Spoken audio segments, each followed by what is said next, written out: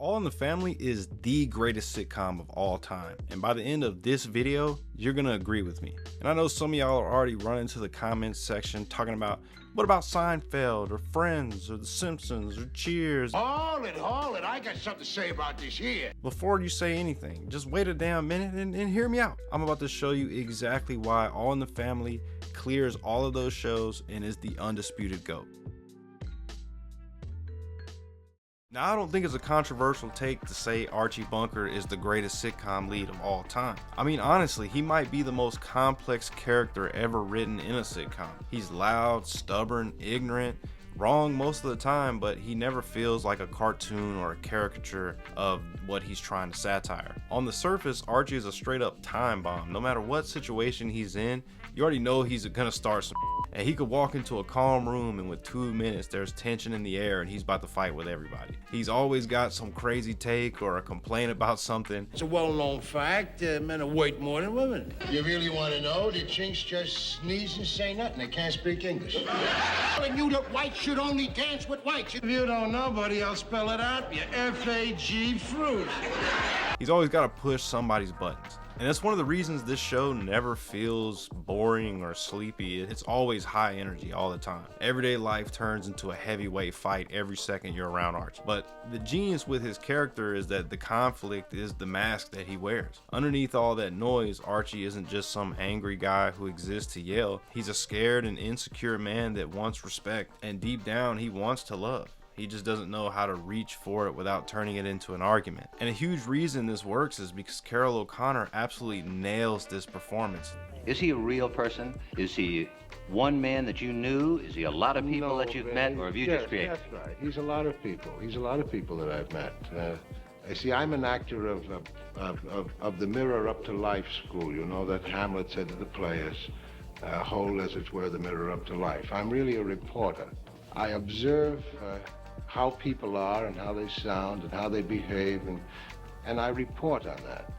And I'm reporting on not only one man that I've known, but on a composite of many men that I've known. I'm making that report. This is one of the greatest acting performances, not only in sitcom history, but in all of television history, period. He doesn't play Archie like a joke. He plays him like a man constantly fighting with himself. You can see it on his face, the hesitation, the pride, the softness that tries to break through every now and then. And when Archie really has those tender moments in the show, they hit like a truck because it feels like he really has to work to get there.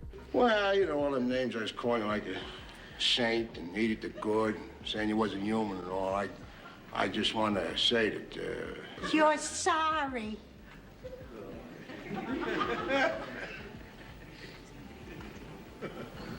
Yeah.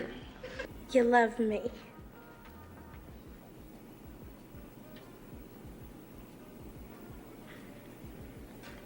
I love you too, Daddy. And that's why Archie is one of the only sitcom leads who can make you laugh, make you mad, and make you hope all in the same scene. You'll be watching like, man, I can't stand this dude. And then the guard drops for just a second and you're like, oh, there is a human in there. And sometimes he steps up to the plate in these episodes and does the right thing. And there's other episodes where he completely fumbles it and doubles down in whatever messed up thing he's doing that episode. But either way, you're totally locked in because he's not written to be lovable. He's written to be human, and that's why the greatest sitcom ever has to begin with the greatest sitcom character ever. Now, of all the sitcoms I've ever watched, there has never been a more perfectly constructed cast than this one. And I'm dead serious when I say that because the people around Archie aren't just good characters, they are strategically written to amplify the show in the most impactful ways possible. They make the comedy funnier, the conflict sharper, and the emotional moments hit way harder. Every character serves a purpose, and that's why the show feels so alive. And let me say this too, a lot of sitcoms, even great ones, have a lot of dead weight characters, and All in the Family does not have that. Every character around Archie has a lot of depth, and they feel like they have their own lives. They have their own experiences, their own opinions, their own history. They don't just serve Archie. They exist as real human beings. And it starts with Edith. Edith is the complete opposite of Archie, which is exactly why they are so perfect together. Archie is harsh, loud, aggressive, and Edith is just infinitely innocent and sweet. She melts your heart in basically every scene, and because she's so good-hearted, it actually amplifies the audience's frustration with Archie. You find yourself most of the series rooting for Edith because she feels like the soul of the show. She's the warmth, she's the conscience, she's the softness that Archie pretends he doesn't have. Well, why do you call you dingbat? Well, in them days, Archie was too shy to call me sweetheart or darling, so instead he called me his little dingbat. Ever since then, no matter how mad he says dingbat, I always hear a little sweetheart in it. Then you got Gloria and Mike, and this is where you really see how smart the character design is, because Gloria isn't just the daughter, she's basically the liberal version of her father, and you can tell she inherited Archie's fire. She just aims it in a totally different direction. We are free and equal human beings who represent half the population of this earth, and if you continue to exploit us, we're gonna rise up against you someday like our black sisters and our Chicano sisters, and I don't know what I'm saying anymore, but you better believe it! She's emotional, strong, and stubborn in her own way. And Mike is written like the liberal representation of that entire era. He's educated, confident, progressive, and he challenges Archie in every single lane. Politics, religion, class, masculinity, workplace problems, and the direction of the country as a whole. So when they clash, it doesn't feel like sitcom bickering, it feels like old America versus new America. You're free to say anything you want, but if anyone disagrees with you, they're either thrown into jail or called a meathead, right? That's right, because this is American land that I love. I get it. When you thought he was talking about VD and a permissive society, he was smart, huh? You find out he's talking about gun control, he's a jerk? That's right. How many people in this US of A would like to have guns? Too many, thousands. But how many people would like to have VD? And then outside of that core group, the side characters don't feel like random sitcom guests either. They also feel like they have lives. They feel like they go home after they leave the scenes. George Jefferson, Maude, the Lorenzos, Kelsey at the bar, Munson with the cab. These characters show up and still leave a mark because the writing gives them a lot of personality and edge and perspective. I mean, the cast was so strong that a bunch of these side characters here got their own show. Not even just like random flop spinoffs either. We're talking about real bangers. Like Maude was a huge hit in its era. The Jeffersons was one of the biggest sitcoms of all time. Even Gloria got her own show, which was kind of a flop. But hey, that does not happen unless your supporting cast is pretty elite. And that's why I can call this the perfect cast, because Edith isn't one note, Gloria isn't either, Mike isn't. None of these characters are one note characters. Everybody feels real, and the end result is a show that doesn't feel like a sitcom set. It feels like you're peeking into an actual neighborhood where everyone's got their own story. Alright, so let's talk about the writing. A lot of sitcoms are funny, and a lot of sitcoms have iconic characters, but very few sitcoms are written with the kind of precision that All in the Family has. The writing on this show is so sharp that it doesn't even feel like TV writing. It just feels like a bunch of people hanging out on stage. But what makes it genius is how the writers use that engine to create layers. It's jokes sitting on top of the character, and the character sitting on top of the theme, and the theme sitting on top of real life. And that's why the best episodes feel like arguments that spiral out of control, conversations that get uncomfortable, little comments that turn into full-blown wars, because that's how families actually operate. I know any of you that have a family, you know this very well, especially when you've got somebody like Archie in the middle of it. And here's what I love most is that the writing never treats Archie like a villain, and it never treats Mike like a hero. It doesn't do that easy sitcom thing where you can predict who's going to win the argument. Sometimes Archie is dead wrong, and sometimes Mike is smug and annoying. And that unpredictability is elite writing, because it means the writers weren't writing to make one side look good, they were writing to make the situation feel real. And the comedy itself, it's a lot of structure, setup, and payoffs and callbacks.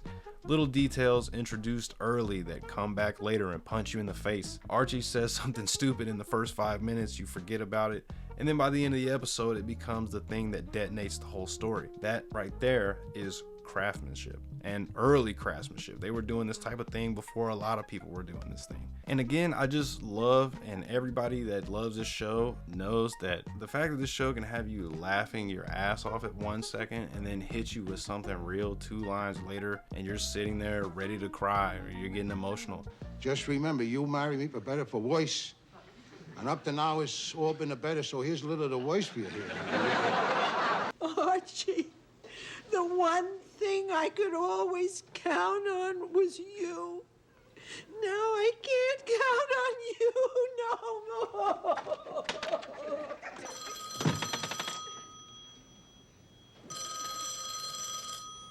And it never feels forced. Like, these are great actors, and it works because you don't always know who's gonna fold, you don't know who's gonna explode. Even Edith explodes randomly sometimes, and that it's a great surprise. It keeps things fresh. That was an order. I ain't taking no orders. You ain't what?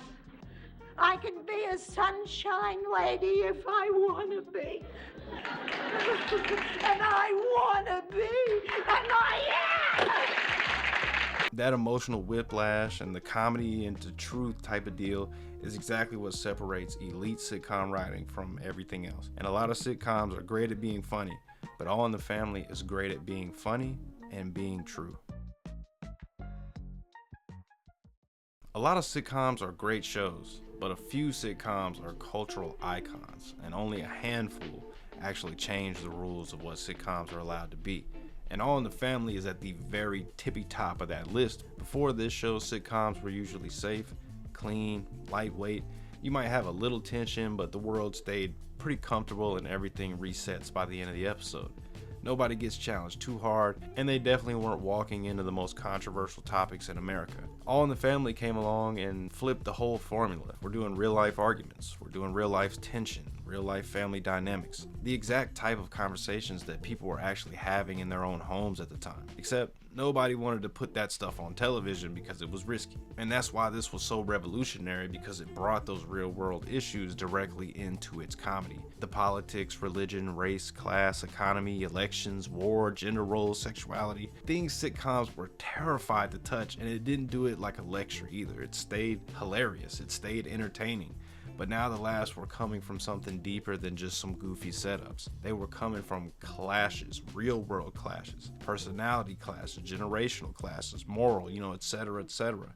You're watching comedy, but you're also watching a real battle of ideas happening right in front of you. But here's what makes it even more impressive though, and this is something most people miss when they talk about this show, is that All in the Family didn't just bring these issues into TV, it presented them in a way that felt equal. This is one of the only sitcoms ever where it genuinely felt like everybody got to make their point. It felt like a living room debate where the audience could actually sit there and go, okay, I can kind of see why they think what they're thinking. People love to say that this show and Archie were created to make fun of conservatives and make them look stupid. And yeah, Archie does get fried in this show all the time. But what people leave out is that the show roasted the other side too. There's plenty of examples of Mike and Gloria. Mike and Gloria aren't written like perfect progressive superheroes.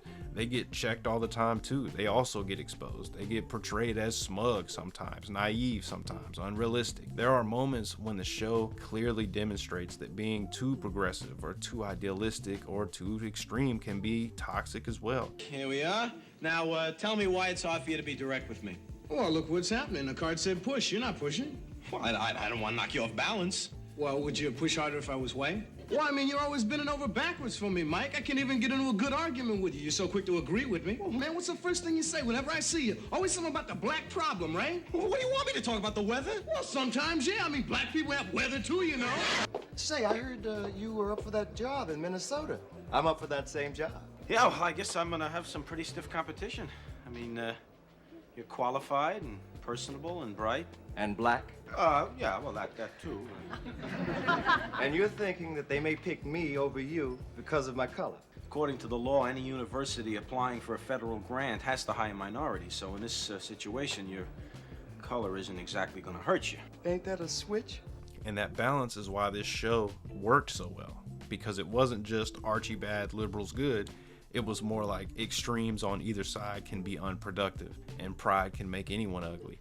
Ideology can make anyone cruel. You don't feel like you're being preached at. You feel like you're watching real human beings with real beliefs butt heads. And that's why this show changed sitcoms forever, because after All in the Family, audiences knew that sitcoms could be smarter and that sitcoms could take big risks, big swings. They could say something while also making it hilarious. This changed what sitcoms were allowed to talk about, and it changed how sitcoms could represent America, not by picking a side, but by showing the whole messy picture.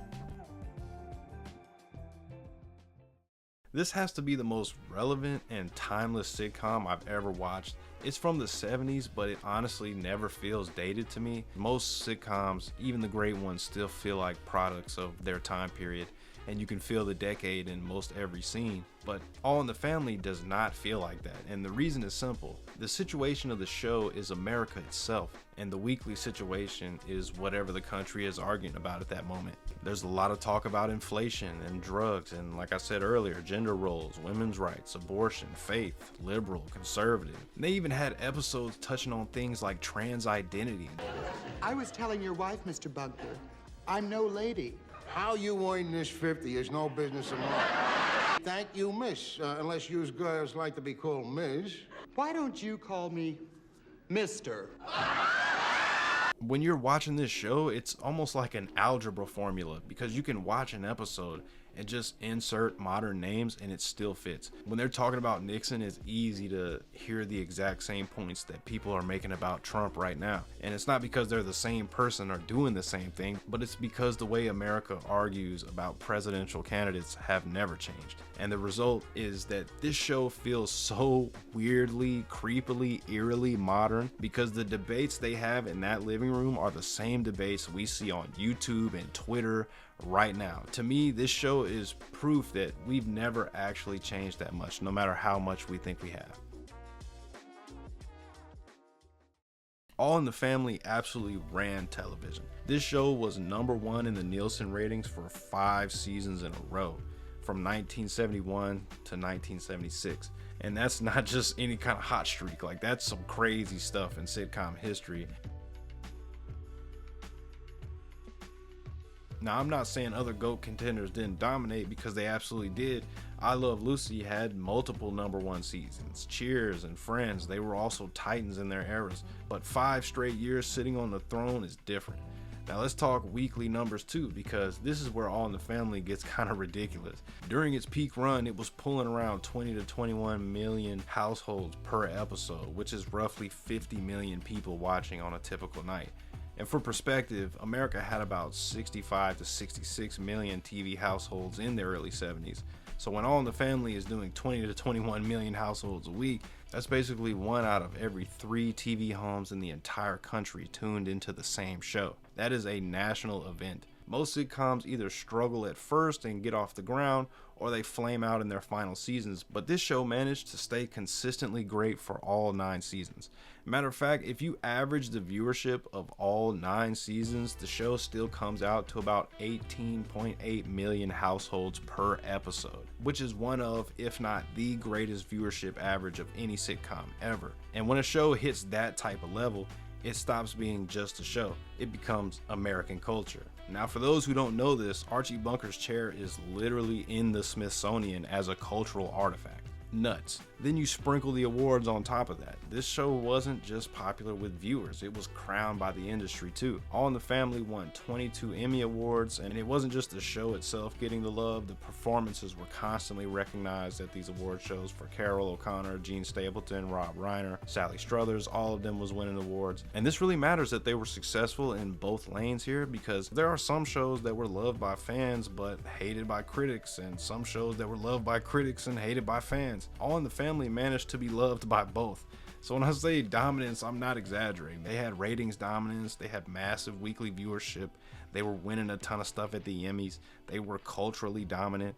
This show didn't just succeed, it controlled the entire era it was in. I want to say while I'm here that it was only a couple of seconds to get up here, but 3 years to get to that table. Trying to put the show on the air with a lot of people who said it could, and a lot of people who said it should, and a lot of people said it would be on. There became a new president of CBS named Bob Wood. And I just want to say that all of us at our table share this with him. Thank you. So at this point, I don't even know what else you need to hear from me, because this is a rare sitcom that wins in every era. If you haven't seen it, go watch it. You're gonna see what I'm talking about. It's funny, it's uncomfortable, it's heartfelt, and it's ugly, it's honest. And that's why it's the greatest, because most sitcoms are great at one thing. Some are pure comfort, some are pure jokes, and some are pure writing. But All in the Family has the full package, just one big sushi roll. It's the type of show that makes you laugh, and then it can also make you cry. And it does all of that while holding up a mirror to the country. Not the country that we wish we were, but the country that we actually are. All in the Family is the greatest sitcom of all time.